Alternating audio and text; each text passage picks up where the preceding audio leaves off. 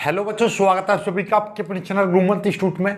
आज की ये वीडियो 12th क्लास केमिस्ट्री की रहेगी और केमिस्ट्री की इस वीडियो में हम आपको इम्पोर्टेंट जो रिएक्शंस की एक सीरीज चल रही थी उसका आज खत्म करा देंगे। यानी कि उस जो सीरीज थी उसमें मैं आपको बोर्ड परीक्षा 2021 के लिए कैसे प्राप्त करोगे कि 50 रिएक्शन करा रहा था। यानी कि बोर्ड परीक्षा के लिए इन 50 रिएक्शनों को कर लोगे तो इनसे बाहर एक भी रिएक्शन नहीं आएगी आपकी कैसे प्राप्त करोगे वाली। तो इस रिएक्शन के मैं अब तक 9 पार्ट आपको दे चुका हूं, तो ये 10वां पार्ट है और इस पार्ट में आज हम बात करेंगे 46 से 50 तक की और एक रिएक्शन और मैंने जोड़ दिया है, तो 46 से लेकर 51 तक की आज हम इस वीडियो में 6 रिएक्शन करने वाले हैं। बहुत ही प्यारी प्यारी रिएक्शन है, इनको करेंगे। और ये वो रिएक्शन है 50 जो या तो पिछले 5-6 सालों में आ चुकी हैं या जो बहुत ज़्यादा एनसीईआरटी में दे रखी हैं, एग्जाम्पलर में दे रखी है, यानी कि जो आपके लिए पेपर में आएंगी ही आएंगी, वो वाली रिएक्शन है। जिस दिन पेपर आपके हाथ में आ जाए, चाहे आप कहीं के से भी हो, चाहे आप किसी भी जिले से हो, लेकिन आपके पेपर में इनसे बाहर एक भी रिएक्शन बिल्कुल भी नहीं आएगी, कतई नहीं आएगी। इसलिए इन रिएक्शन को आप ढंग से कर लेना, इनसे बाहर एक भी रिएक्शन नहीं आएगी। अब मैं इनकी एक प्लेलिस्ट बना दूंगा तो आप 1 बाय 1 करके 10 की 10 रिएक्शंस को एक साथ देख लेना। ओके, चलिएगा तो स्टार्ट करते हैं। तो आज की 46वीं रिएक्शन है फेनिल मेथिल कीटोन से बेंजोइक अम्ल बनाना है। तो पहली बात तो ये समझ लो कि भाई कीटोन क्या होते हैं। कीटोन तो भैया कीटोन वे होते हैं, वैसे नॉर्मली कीटोन के बारे में तो चैप्टर में पढ़ लेना, अल्कोहल फिनॉल तथा कीटोन वाला है, ठीक है, तो उस वाले में। लेकिन यहाँ पे फिलहाल मैं आपको बता दे रहा हूँ इनका जो सामान्य सूत्र क्या रहता है, ये होता है R single bond CO single bond R dash, ठीक है। और R की जगह पर कोई भी आपका एरोमेटिक या आपका एलिफेटिक कोई भी कार्बोनिल समूह हो सकता है, राइट। तो देखिएगा यहाँ पे फेनिल, फेनिल क्या होता है, ये वाला जो समूह है आपका, ये फेनिल है, ठीक है। चलिएगा, जो आपका OH होता है तो वहाँ से आपका इसमें से O निकाल दो, H निकाल दो तो फेनिल बचेगा। ओके, तो इसको हम फेनिल बोलेंगे, राइट। तो ये जो फेनिल है और इसके साथ में एक मेथिल जुड़ा हुआ है, और तो यहाँ पे जोड़ देंगे फेनिल मेथिल और आपका कीटोन बना देना है। तो हम क्या जोड़ देंगे, देखिएगा, तो ये है आपका फेनिल मेथिल कीटोन बन जाएगा आपका इस तरीके से, ये CO और यहाँ पे सिंगल बॉन्ड CH3, ये आपका क्या बन गया, देखिएगा COCH3 जोड़ दो या डायरेक्ट भी आप जोड़ सकते हो COCH3। तो ये बन गया आपका फेनिल मेथिल कीटोन। ओके, अब इस फेनिल मेथिल कीटोन का आप क्या करोगे, अब इस फेनिल मेथिल कीटोन का आप क्या करा दो, ऑक्सीकरण करा दो। क्या करा देंगे, ऑक्सीकरण। जैसे ही ऑक्सीकरण करा देंगे आपका बेंजोइक अम्ल बनके तैयार हो जाएगा।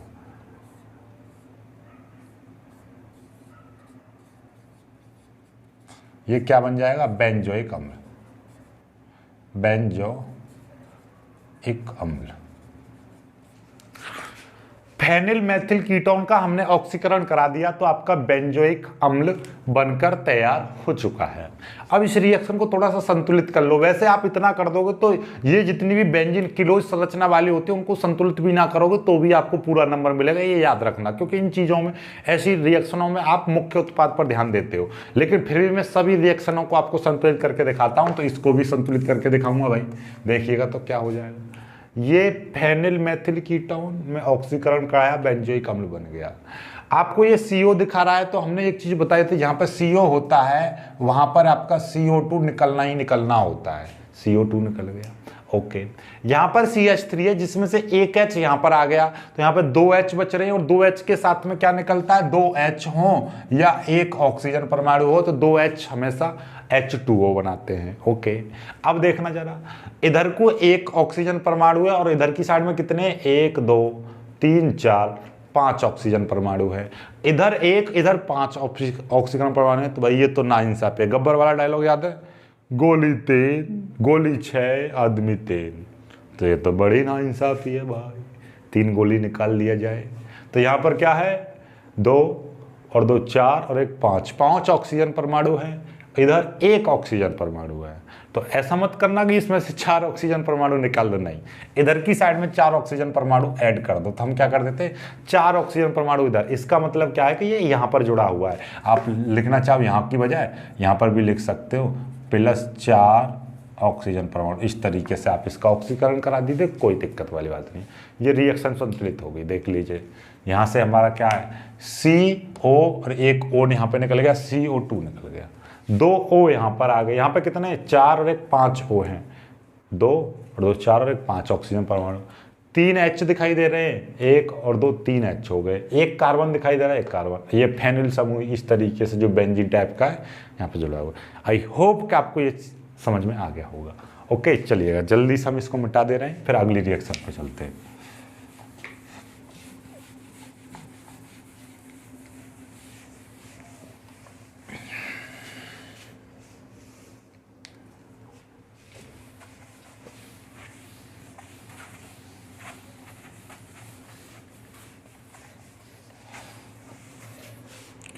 अब जो रिएक्शन है 47, 46 के बाद में 47 रिएक्शन आ गए। 47 में रिएक्शन क्या है, फेनिल साइनाइड से बेंजोइक अम्ल,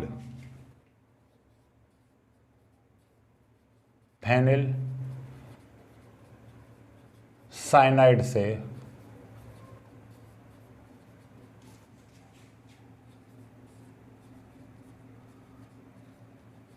बेंजोइक अम्ल, फेनिल साइनाइड से बेंजोइक अम्ल। फेनिल साइनाइड का भाई फॉर्मूला क्या है, आप लोग जानते होंगे। ये है भाई फेनिल, और साइनाइड का मतलब क्या होता है, CN का जुड़ना। फेनिल साइनाइड की क्रिया हम जल से कराते हैं, यानी कि फेनिल साइनाइड में हम जल डालकर इसको गर्म कर देते हैं, तो आपका बेंजोइक अम्ल बन के तैयार हो जाता है। कुछ चीज़ें हैं, आपको ये लर्न करने की चीज़ें हैं। ये है आपका फेनिल साइनाइड, और ये है आपका बेंजोइक अम्ल।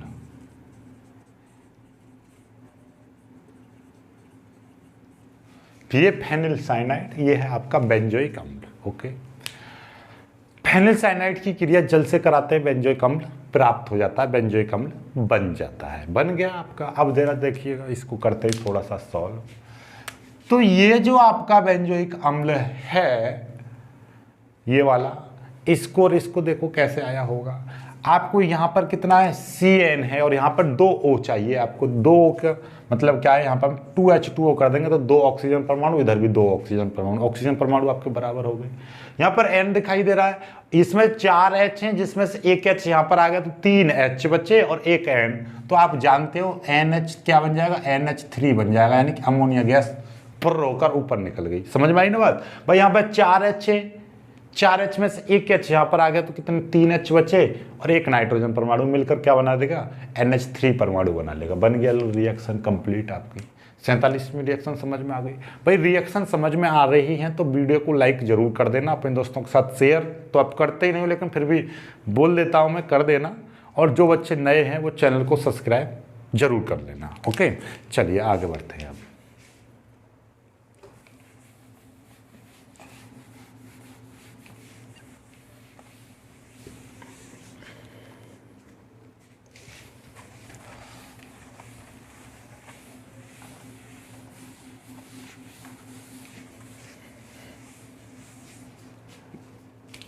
चलिए अब आगे की ओर चलते हैं। अगली जो रिएक्शन है आपकी, अगली रिएक्शन देखते हैं भाई।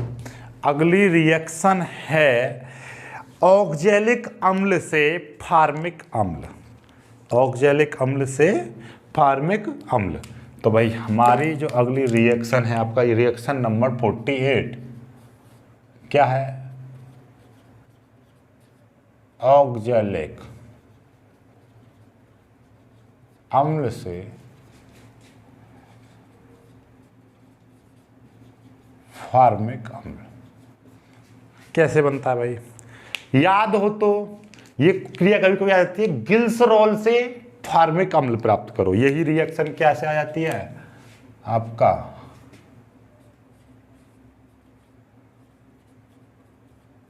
गिल्सरॉल से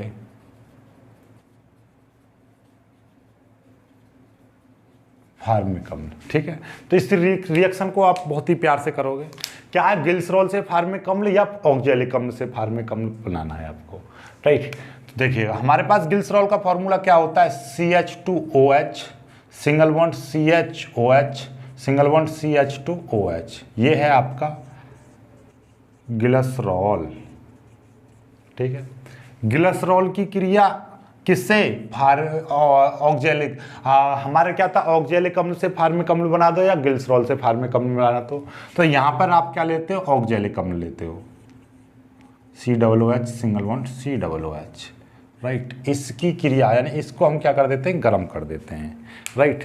इसका मतलब देखो, इसका मतलब क्या, ऑक्जेलिक अम्ल से फार्मिक अम्ल, यानी ऑक्जेलिक अम्ल की क्रिया ग्लिसरॉल से करा दो, इसका नाम क्या है, ऑक्जेलिक अम्ल। देखिए यदि आप इस रिएक्शन को कर रहे हो तो आप लिखोगे, बोलोगे कि भैया ऑक्जेलिक अम्ल की क्रिया ग्लिसरॉल से कराकर हम क्या प्राप्त कर लेते हैं, फॉर्मिक अम्ल प्राप्त कर लेते हैं।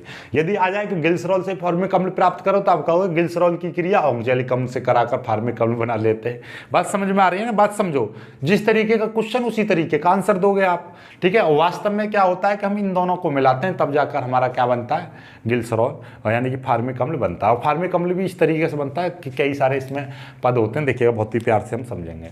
हमारा ये क्या होता है, देखिएगा यहां से आपका क्या होता है, ये देखिएगा H और ये वाला OH यहां से निकलेगा और क्या बना लेता है, H2O बनाकर निकल जाता है। ये H2O बनाकर यहां से निकल गया।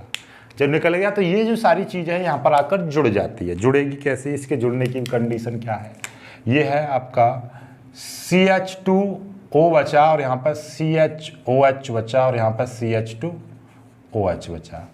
अब ये जो आपका क्या है, CO और COOH ये चीज़ है, तो ये चीज़ यहाँ पर आ जाती है CO COOH, ये चीज़ आ गई, ओके।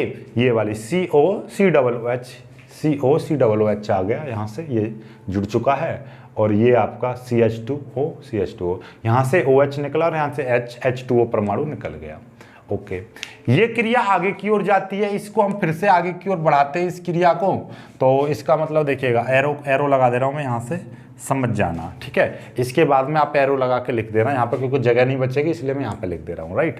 तो इसकी ये क्रिया आगे की ओर बढ़ती है, तो यहाँ से क्या होता है, देखिएगा आपका यहाँ से CO2 गैस निकल जाती है। जब CO2 यहाँ से गैस निकल जाती है तो क्या बचेगा, ये CH2 और यहाँ से क्या बचा, CH2, ये CO2 निकल गया तो CH2 बचा और यहाँ पर COOH, सिंगल बॉन्ड COOH बचा। ये आपका क्या है, CHOH और CH2OH। यहाँ से क्या निकला है आपका, CO2 गैस निकली है। क्या निकली है यहाँ से आपका, CO2 गैस निकली है, ओके।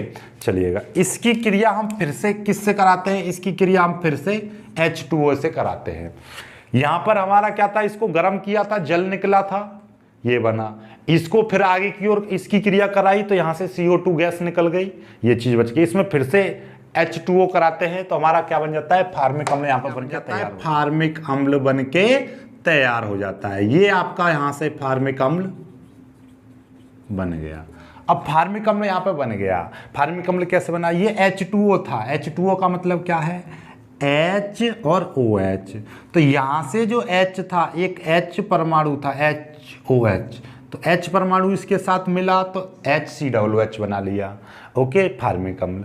अब यहाँ से OH बचा, OH इसके साथ में फिर से जुड़ जाएगा तो क्या बना लेगा, यहाँ पर CH2 है और यहाँ का जो OH परमाणु है यहाँ पर जुड़ेगा और ये CHOH और ये फिर से CH2OH बना लेगा। तो इसका नाम क्या है, इसका नाम फिर से ग्लिसरॉल बन गया। वो कहाँ गया मार्कर, कहाँ गया भाई, मार्कर कहाँ गया, मार्कर नहीं मिल रहा यार, मार्कर कहाँ गया भाई। देखिएगा अब आपसे यदि कोई पूछने लगे कि भाई इसका नाम क्या है, तो इसका नाम लिख दोगे ग्लिसरॉल मोनोऑक्सलेट। इसका नाम क्या है, ग्लिसरॉल मोनोऑक्सलेट, ये बन गया ग्लिसरॉल मोनोऑक्सलेट। और ये क्या है, ग्लिसरॉल मोनोफॉर्मेट। ये क्या है आपका, ग्लिसरॉल मोनोफॉर्मेट, ठीक है। ये वाली चीज है ग्लिसरॉल मोनोफॉर्मेट। यहां से जो H2O है तो इसको हमने HOH में तोड़ा, एक H इसके साथ मिला तो ये बन गया आपका फार्मिक अम्ल, और OH इसके साथ में जुड़ा, ये फिर से ग्लिसरॉल बन गया, राइट। तो ये रिएक्शन है, आपको देख लेता हूँ एक बार, दिखाई दे रही है नहीं दिखाई दे रही है आपको, ये देखिएगा दिखाई दे रहा है, ओके चलिए कोई दिक्कत वाली बात नहीं है, आपको समझ में आ रहा होगा। और यदि ये नाम नहीं दिखाई दे रहा हो तो इसका नाम है ग्लिसरॉल मोनोफॉर्मेट। ग्लिसरॉल मोनोफॉर्मेट, ये है ग्लिसरॉल मोनोऑक्सलेट, ओके चलिएगा, क्लियर। चलिए जल्दी से स्क्रीनशॉट ले लीजिए, फिर आगे बढ़ते हैं अब।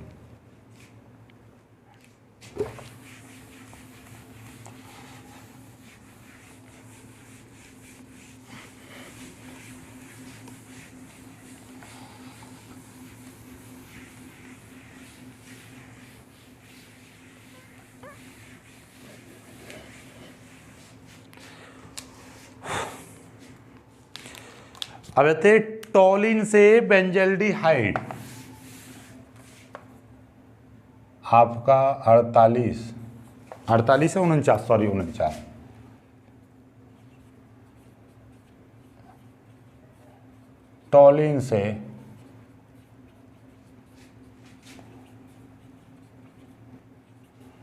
टॉलिन से बेंजल्डिहाइड कैसे प्राप्त करोगे। टॉलिन आप जानते हो, टॉलिन क्या होता है, बेंजीन के ऊपर CH3 जुड़ा होगा, ये क्या होता है, टॉलिन। और टॉलिन का आप क्या करा दो, ऑक्सीकरण करा देंगे तो हमारा बेंजल्डिहाइड बनके तैयार हो जाता है। ये तो शायद पहले भी आ चुकी है रिएक्शन, ये आपका बेंजल्डिहाइड बन गया। अब बचा क्या, यहां से देखिएगा CH3 था, CH3 में से एक H आया, CH, और एक O यहां पर आ गया, यहां पर 2 H बच रहे। 2 H का मतलब क्या है कि भैया 2 H के साथ में एक ऑक्सीजन परमाणु जुड़ेगा, H जल का अणु निकलता है। 2 H का मतलब H2 नहीं लिखेंगे, H2O। तो मतलब कितने, एक और एक 2 ऑक्सीजन परमाणु हो गए, तो यहाँ पर क्या लगा देंगे, 2 ऑक्सीजन परमाणु लगा देंगे, लो हो गई रिएक्शन संतुलित बन गई। आपको यहाँ पे देखना है, यहाँ से 3 H है ना, 3 H, 3 में से एक H यहाँ पर आ गया तो 2 H इधर बचे। 2 H के साथ में हमेशा क्या लगता है, एक जल का अणु निकलता है। यदि इधर एक ऑक्सीजन परमाणु होता है तो इधर एक जल का अणु निकालते, और 2 हाइड्रोजन परमाणु तो एक निकालते हैं। मतलब हाइड्रोजन डबल होते हैं तो उसका आधा जल का अणु निकलता है, और ऑक्सीजन जितने होते हैं उतने ही जल का अणु निकलते हैं। भाई यदि कहते हैं कि ऑक्सीजन एक है तो एक जल का अणु निकलेगा, और यदि कहते हैं कि हाइड्रोजन 4 हैं तो इसका मतलब क्या है कि 2 H2O निकलेंगे। तो मतलब हाइड्रोजन का आधा, और ऑक्सीजन, यदि ऑक्सीजन 2 हैं तो 2 H2O निकलेंगे, और यदि H2 हैं तो एक H2 हैं तो एक जल का अणु निकलेगा। ये 2 बातें रहती है, अलग अलग याद रखना इस तरीके से, ठीक है। क्योंकि एक जल के अणु में हाइड्रोजन जो होते हैं वो 2 परमाणु होते हैं, और ऑक्सीजन का 1 परमाणु होता है, तब जाकर वो बनता है, राइट। तो देखिए भाई, आज की जो रिएक्शंस हैं, जो नहीं समझ में नहीं आ रही हो ना, तो बता देना, कमेंट कर देना, क्योंकि मेरी तबीयत इतनी सही नहीं है कि मैं आपको एकदम फुल एनर्जी के साथ नहीं पढ़ा पा रहा हूँ। बस चल रही है, बस गाड़ी में धक्का दे रहा हूँ। देखिए आपको यदि मैं बता दूँ, देखो कितना बज रहा है समय, देखो समय भी देख लीजिए, आपको दिखाई दे रहा होगा 1:35 दिखाई दे रहा है, 1:35, ये देख लीजिए 1:35 हो रहे हैं, राइट। तो 1:35 का मतलब क्या है, अभी मेरे को वीडियो एडिट भी करनी है, और बॉडी में से एनर्जी तो पहले से निकली हुई है, तो कुछ कह नहीं सकता कि आप समझ पा रहे हो या नहीं समझ पा रहे हो, तो इसका कोई वो नहीं है। लेकिन फिर भी मैं अपनी ओर से कोशिश कर रहा हूँ, बस इतना समझ लीजिए, आप कितनी परेशानी के बाद में आपको पढ़ा रहा हूँ ना, तो ये बहुत बड़ी बात है। ये सर बस आप लोगों का प्यार है जो मैं वीडियो बनाने के लिए, वरना मन नहीं है बिल्कुल भी, ठीक है। चलिए 50वीं जो रिएक्शन है, बेंजोइल क्लोराइड से बेंजल्डिहाइड, बेंजोइल क्लोराइड से बेंजल्डिहाइड, बेंजोइल क्लोराइड से बेंजल्डिहाइड। चलिए, बेंजोइल क्लोराइड का फॉर्मूला क्या होता है, इस बेंजीन के ऊपर COCl लगा होता है, इसका नाम है बेंजोइल क्लोराइड, राइट। इस बेंजोइल क्लोराइड की क्रिया किससे करा रहे हैं हम? इस बेंजोइल यानी कि ये है आपका बेंजोइल क्लोराइड की क्रिया हम H2 से करा दें। किससे करा दें? H2 से। इसकी क्रिया हम H2 से करा दें। किसकी उपस्थिति में? PD और BaSO4 की उपस्थिति में हम करा देते हैं इसकी क्रिया, तो हमारा क्या बन जाता है? बेंजल्डिहाइड यहाँ पर बन के तैयार हो जाता है। ये CHO, इसका नाम बन गया बेंजल्डिहाइड, ठीक है। ये बेंजल्डिहाइड बन गया। बना कैसे? एक H यहाँ पर आ गया, CHO बन गया, और Cl और एक H यहाँ से, क्योंकि ये H2 है, H2 में से एक H यहाँ पर आ गया तो CHO आ गया, क्योंकि CO पहले से और एक C और O के बीच में आ गया एक H, तो CHO बन गया। तो यहाँ से एक H बचा, यहाँ से Cl बचा, तो यहाँ पे लिख देंगे HCl। लो, हो गया कंप्लीट, है ना, एकदम लाजवाब, ठीक है। तो ये जरूर रख देना है कि भैया यहाँ पे PDBaSO4 इस क्रिया में क्या होता है? उत्प्रेरक का कार्य करते हैं। अब ये ना लिखो तो भी आपको पूरा ही नंबर मिला, कोई दिक्कत वाली बात नहीं है, लेकिन ये छोटी सी चीज़ है, याद कर लेना, PDBaSO4, ठीक है। चलिए राइट, चलिए जल्दी से कर लीजिए, आगे बढ़ते हैं, आगे करते हैं।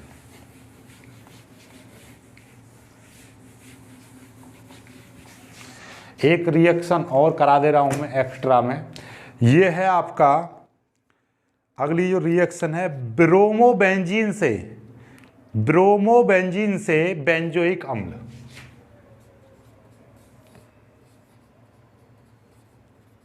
ब्रोमोबेंजीन से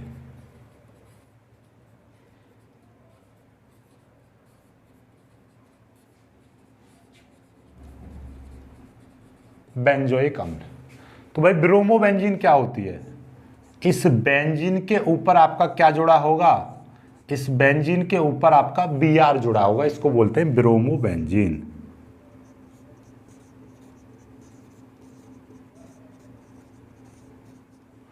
अब इस ब्रोमोबेंजीन की क्रिया आप किससे कराओगे? कि हम इसकी क्रिया करा दे रहे हैं हाइड्रोजन साइनाइड से, हाइड्रोजन साइनाइड से इसकी क्रिया करा दे रहे हैं, या पोटेशियम साइनाइड से करा दो, KCN से करा दो, आपकी इच्छा है, जिससे भी कराना चाहो उससे करा दो। तो हमारा क्या होता है कि यहाँ पर ये बन जाता है आपका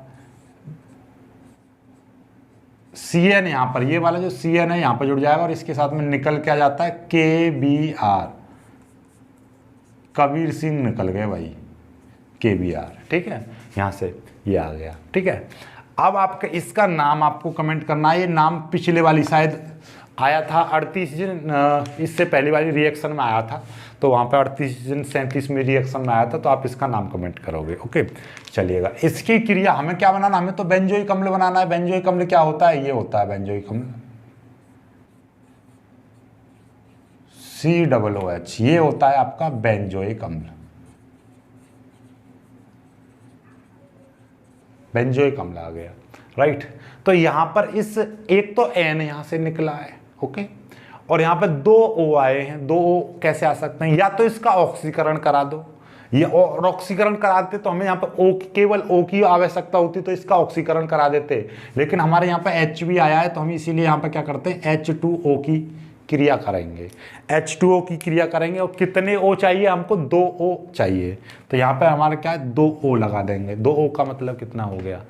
तो एक और एक 2 O यहाँ पर आ गए, और H कितने हो गए? 4 H हो गए। 4 में से एक H यहाँ पर आ गया, तो बचा कितना?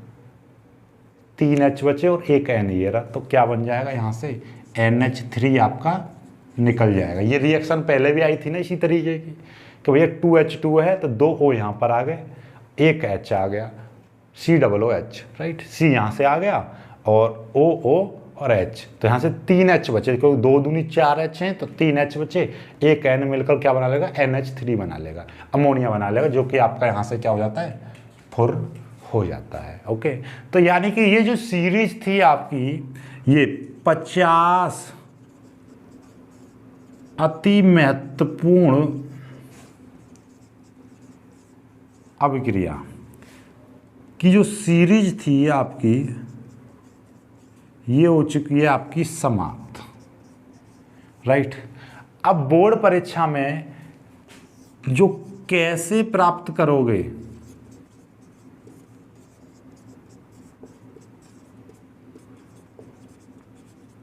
पांच अंक तो आपके पूरे हो ही गए, यानी बोर्ड परीक्षा में आपके कैसे प्राप्त करोगे कि 5 रिएक्शन आती हैं, वो तो कंप्लीट हो ही गई। इससे क्या होता है, जब में भी ये काम में आ जाएंगे कुछ रिएक्शंस, राइट।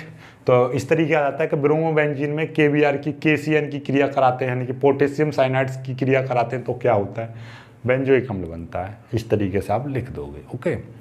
फिर तीसरी बात, जब वो कुछ बनाने की विधियां आती हैं, जैसे प्रयोगशाला विधि वगैरह वगैरह, तो उसमें भी ये कुछ क्रियाएं यहाँ पर आएंगी, राइट। जैसे बेंजोइक अम्ल बनाने की विधि आ जाए तो उसमें पुरानी बेंजोइक अम्ल बनाने बहुत सारी विधियां, तो उनमें से एक प्रयोगशाला विधि होगी अब तक जितनी भी कराई हैं, राइट। तो ये प्रयोगशाला विधि में भी आती हैं। कुछ क्रियाएं वहाँ पर आती हैं कि इसकी क्रिया इससे लेके डायरेक्टली आ जाता है, कि जैसे कि एथिलेमिन आ गया, कि एथिलेमिन की क्रिया आपका गर्म एचआई से करो या ठंडे एचआई से करो। इस तरीके से कुछ रिएक्शंस आती हैं जो कि मैंने इसमें कराई हैं, राइट। तो ये सारी चीज़ें होती हैं जो आपको रिएक्शंस काफ़ी नंबर दिलाती हैं। तो ये मत सोचना कि ये 5 ही नंबर के लिए हैं ये रिएक्शंस, ये रिएक्शन और भी, यानी मैं तो ये कहूँगा 10 से 15 नंबर दिलवाएंगे ये सीरीज। यदि ये आपने 50 यानी 51 रिएक्शंस आपने कर ली, तो मैं यकीन मानिए आपके 15 से 15 नंबर, 10 से 15 नंबर तो इसी सीरीज से कंप्लीट हो जाएंगे, ये वाली से, राइट। 10 से 15 नंबर पक्की बात है। तो इनको ढंग से कर लेना, बहुत ही प्यारी सी रिएक्शंस हैं, और इनको कर लोगे तो आईआईटी नीट वगैरह में बहुत ज़्यादा यूजफुल रहेंगे। आगे बीएससी वगैरह करोगे तो यूजफुल रहेंगे। और यदि आप बिल्कुल केमिस्ट्री को छोड़ना ही चाह रहे हो तो भाई फिर आपकी इच्छा है, लेकिन फिर भी नंबर तो चाहना ही है, मतलब इंटर में तो नंबर चाहिए ही आपको, उसके लिए भी पढ़ना पड़ेगा। तो भाई पढ़ना आपके हाथ में है। यदि मैं अपनी तबीयत ख़राब होने के बावजूद आपको पढ़ा सकता हूँ, देखना ज़रा कितना समय हो गया, ये देखिए 1:43 का समय हो गया। अब बताइए, अभी मेरे को वीडियो एडिट भी करनी है, फिर अपलोड भी करनी है, तो कितना समय लगेगा। आप देखते होंगे ग्रुपों में आप जुड़े हुए होंगे, तो ग्रुप में जब मैं कितने बजे तक शेयर करता हूँ, यानी कि 2-3 बजे के लगभग वीडियो शेयर करता हूँ।